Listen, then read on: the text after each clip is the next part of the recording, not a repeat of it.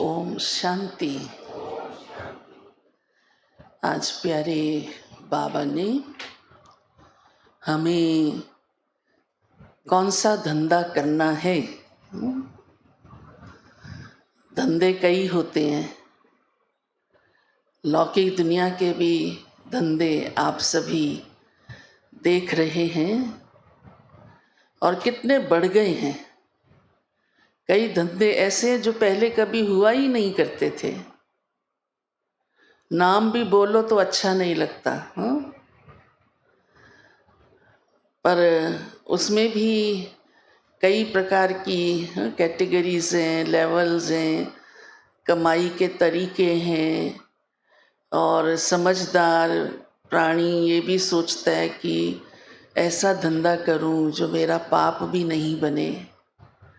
पर प्यारे बाबा ने हमें ऐसा अब धंधा सिखलाया है जो बनना तो छोड़ो, पाप काटना शुरू हो जाएगा, कटना शुरू हो जाएगा और कमाई भी ज़बरदस्त होगी। और वो धंधा है, बाबा ने आज कहा है, मुक्ति और जीवन मुक्ति का रास्ता सबको दिखाओ। इसीलिए गाइड की भी आजकल बहुत वैल्यू हो गई है। देश विदेश में अनेक प्रकार की बातों में, और इंटरनेट भी क्या करता है, गाइडेंस ही तो देता है ना। गाइडेंस बहुत ज़रूरी है कोई भी धंधा करने के लिए।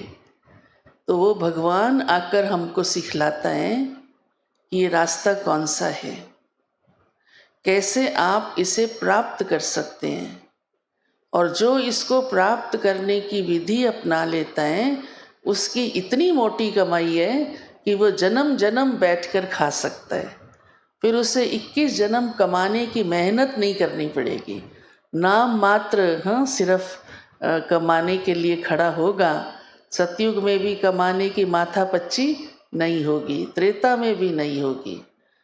तो बाबा आज हमें कहते ऐसा धंधा करो, खुद भी मुक्ति जीवन मुक्ति के अधिकारी बनो और वो भी अन्य आत्माओं को भी उसका अधिकारी बनाओ। तो ये धंधा करना मुश्किल तो नहीं ना, सभी कर सकते हैं, माताएं भी कर सकती हैं। इस धंधे को करने में घर भी संभला रहेगा और वो कमाई का धंधा भी आपका अच्छा होगा, उस पर फर्क नहीं पड़ेगा, खराब नहीं होगा और ही बढ़िया हो जाएगा। क्योंकि बाबा ये नहीं कहते कि कमाना छोड़ दो, और ही जब ये धंधा करते हैं तो इतनी दुआएं मिलती हैं कि लौकिक कमाई में भी खुशी बनी रहती है। क्योंकि कमाई में सबसे ज़्यादा ज़रूरी होता है कि सबकी दुआएं लेना, और तभी खुशी रहेगी। ये धंधा बाबा हमें सिखलाता है। बाबा ने कहा है आज, इस समय मैं तुम्हें बहुत सारी सूक्ष्म बातें समझाता हूँ। दुनिया तो जो भी बातें बाबा ने सुनाई कोई जानते ही नहीं। थोड़ी बहुत जानते हैं तो शास्त्रों से पढ़ कर के सोचते और सुनाते हैं, वो भी अधूरी होती हैं, मीनिंग ही बदल जाता है। जैसे कल्प की आयु ही देखो, बताएंगे बाबा ने 5000 साल का, वो लाखों साल कह रहे हैं। तो आज बाबा ने और एक दो सूक्ष्म बातें सुनाई हैं। बाबा ने कहा जैसे कि मैं तुमको अमर लोक ले चलता हूँ तो ये दुनिया मृत्यु लोक है, परंतु अमर होना किसे कहा जाता है ये मैं सुनाता हूँ। दुनिया समझती नहीं इस बात को कि अमर होना किसे कहा जाता है, और उस दुनिया का नाम क्यों अमर लोक पड़ा सतयुग का। ऐसा नहीं है कि वहाँ मरते नहीं, मना शरीर नहीं छोड़ते, इसलिए क्योंकि वहाँ कॉन्शियस ही नहीं है शरीर छोड़ने की। शरीर वस्त्र है, वस्त्र बदलना तो खुशी की निशानी होती है ना। वस्त्र मैला हो जाए, फट जाए, पहनना अच्छा लगता है? नहीं लगता, मज़ा आता है नया पहनने में। तो वहाँ भी नया शरीर लेने में सुख मिलेगा कि अब ये शरीर बूढ़ा हो गया है, मुझे प्रिंस का, बालक का नया हेल्दी शरीर चाहिए। तो अमर का अर्थ बाबा कहते ये है कि आत्मा अजर अमर अविनाशी है। हमको वो स्मृति फीलिंग्स रहें और मरने का ख्याल भी नहीं आए। मरना शब्द ही जीवन में नहीं रहेगा, अभी ही नहीं है। अभी देखो कोई शरीर छोड़ता हम कहते मर गया।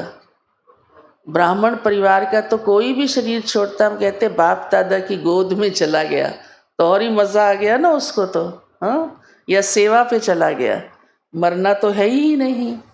तो ये सूक्ष्म बातें बाबा कहते हैं। मृत्यु लोक इस दुनिया को क्यों कहा गया है और सतयुगी दुनिया को अमर लोक क्यों कहा गया है, आप कैसे मृत्यु पर जीत पाते हो, ये बाबा हमें सूक्ष्म रहस्य सुनाते हैं। और भी अनेक बातों का बाबा कहते हैं। मैं इस समय सूक्ष्म रहस्य सुनाता हूँ कि ब्रह्मा कौन है और विष्णु कौन है। कहने में तो आ जाता है ब्रह्मा विष्णु दोनों एक साथ, हाँ, ब्रह्मा विष्णु शंकर कहते हैं ना, लेकिन ब्रह्मा ही विष्णु बनता है ये कोई भी नहीं जानता, और कब बनता है ये भी नहीं जानते। विष्णु ब्रह्मा कब बनता है ये भी नहीं जानते।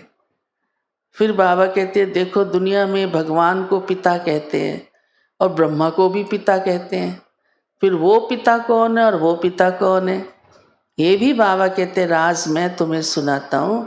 सारी विश्व की आत्माएं शिव बाबा की संतान है, शिव बाबा उनका पिता है, लेकिन ब्रह्मा सिर्फ उनका पिता है जो ब्रह्मा के मुख से इस शिव बाबा के दिए हुए ज्ञान को सुनते हैं, और वो ब्रह्मा कुमार कुमारी कहलाते हैं। वो सारी दुनिया नहीं है, वो तो कितनी गिनती के हैं, अभी तक तो हाँ 15-20 लाख ही हुए हैं। देखो बड़ी ज़बरदस्त सिलेक्शन है आपकी, IAS से भी ज़्यादा है ना। करोड़ों में से आप एक एक चुने हुए हो भगवान के बच्चे।